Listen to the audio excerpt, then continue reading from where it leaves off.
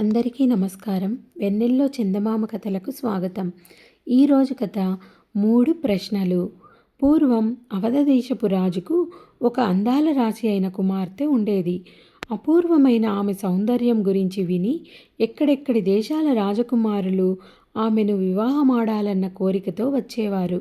ఆమె వారితో ప్రసంగించి తనకు తోచిన ప్రశ్నలేవో అడిగి వారు చెప్పే సమాధానాలు విని పంపేస్తూ ఉండేది. ఆమె ఏమి అడుగుతుందో ముందుగా ఎవరికీ తెలీదు. ఆమె అడిగే ప్రశ్నలకు కొందరు సరైన సమాధానాలే ఇచ్చామనుకునేవారు. కొందరు తెలివిగా సమాధానాలు ఇచ్చాము అనుకునేవారు.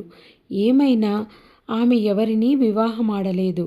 ఈ రాజకుమార్తెను గురించి కాశీరాజు కొడుకు విన్నాడు. అతనికి కూడా ఆమెను పెళ్లాడబుద్ధి అయింది. అతను తన రాజధాని నుంచి బయలుదేరి నదులు కొండలు దాటుతూ అవధి నగరానికి అతి ప్రయాసతో ప్రయాణం చేశాడు. దారిలో అతనికి ఒక అడవి తగిలింది. ఆ అడవిలో అతనికి ఆకలయ్యింది. అతను ఒక చిన్న జింక పిల్లను కొట్టాడు. దాన్ని కాల్చుకు తిందామని చితుకులు పేర్చి నిప్పు చేయడానికి ప్రయత్నిస్తే గాలి బయలుదేరి నిప్పును ఆర్పేసింది. అంతకంతకు గాలి తీవ్రత హెచ్చిపోవటం వల్ల అతను తిండి ఆశ వదులుకున్నాడు. అంతలోనే గాలికి చెట్లు రాసుకొని అడవిలో అగ్గి పుట్టుకొచ్చింది. గాలి సహాయంతోనే అది అతి త్వరగా అరణ్యమంతా వ్యాపించింది. ఆ కార్చిచ్చు నుంచి రాజకుమారుడు బయటపడేసరికి తల ప్రాణం తోకకు వచ్చినట్టయింది.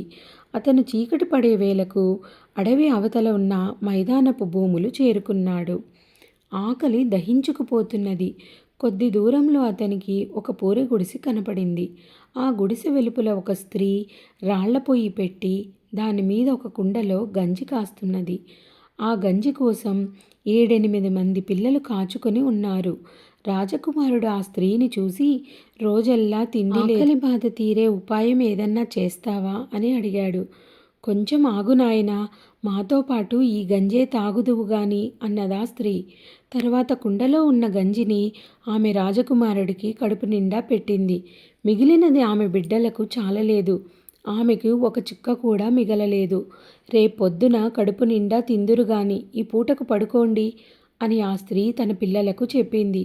ఆమె స్థితి చూసి రాజకుమారుడి హృదయం ద్రవించింది. అతను ఆ రాత్రి ఆ గుడిసెలోనే గడిపి మరునాడు వచ్చేస్తూ ఆ స్త్రీకి తన వద్ద ఉన్న డబ్బంతా ఇచ్చేశాడు. తరువాత అతను క్షేమంగానే అవధి నగరం ప్రవేశించాడు. రాజకుమార్తె అతనితో మామూలుగా చాలాసేపు మాట్లాడి అతని పుట్టుపూర్వోత్తరాలన్నీ తెలుసుకున్నది. తరువాత మాటల సందర్భంలో ఆమె అతనితో సముద్రంలో బడబాగ్ని ఎలా ఉండగలుగుతుంది అని అడిగింది. రాజకుమారుడు ఆమెకు పూరి గుడిసెలో తనకు గంజి పోసిన పేదరాలి వృత్తాంతం చెప్పి, దారిద్ర్య బాధ ఆ మనిషి హృదయంలో ఉన్నట్టే బడబాగ్ని కూడా సముద్రంలో ఉండగలుగుతుందనుకుంటాను అన్నాడు.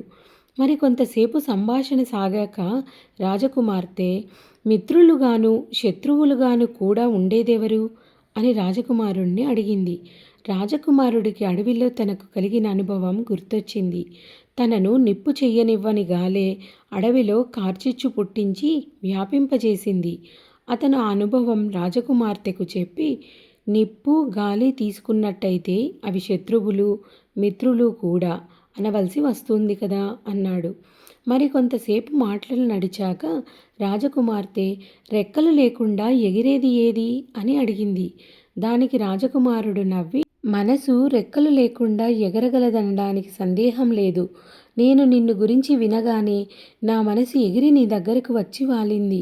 దాన్ని వెతుక్కుంటూ అష్టకష్టాలు పడి నిన్ను చేరుకున్నాను.